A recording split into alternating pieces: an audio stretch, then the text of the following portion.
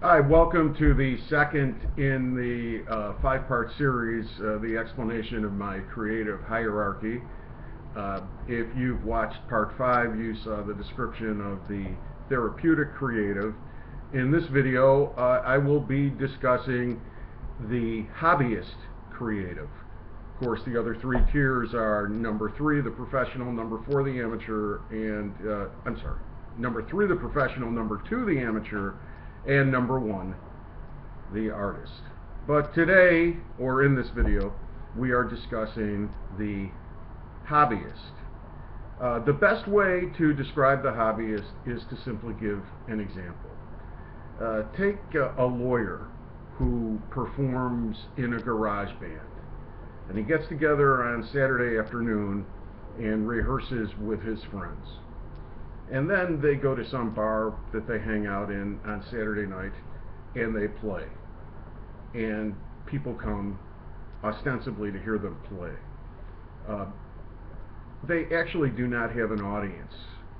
They have fellow partygoers who are enjoying all the externalities of having a band and listening to a band. But they don't have the focus, they don't have the craft, they haven't worked on how to prepare the music enough, and they're not spending the time during the week thinking about music. They're thinking about legal cases. So it's a release, and it's just an enjoyable time. Okay, that's the hobbyist. It's kind of creative. It gives one thing that creativity does is it gives a release. So they're getting a release, but they're not really creating anything of any value beyond that. It can also happen in situations where people kid themselves. Sometimes, for example, in the world of improvisation, people get together and they'll form a group, and they'll actually very seriously and diligently get together and improvise, and they'll have very, very high concepts about what they want to achieve and what they're doing, but basically they're not doing it to any end. They're not doing it really to prepare to a performance for audiences or to use the improvisation to develop material or anything else. It's more like a church group, which, by the way, a church group itself could be considered the hobbyist creative. I mean, it's a place people get together, they meet people, they go on dates, or it's a place where their kids can make friends, and they make friends, and they have wine, and they pretend they're theologians, and they talk about religion, and they're not theologians, you know.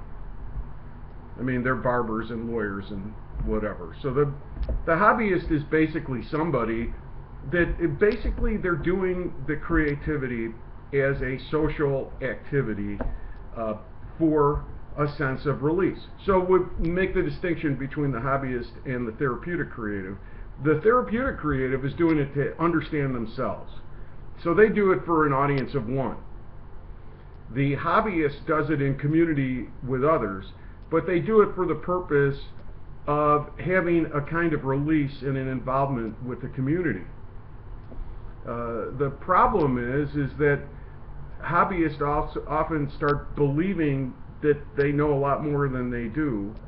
And this is kind of what's happened with like the evangelical churches. People get in these groups and they talk about these issues, and then they think that they have a seriousness about these matters that they don't have.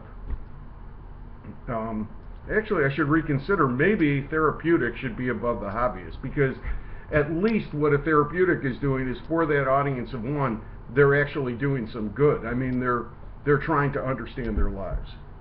So that's, but I'll stick with this tier system now.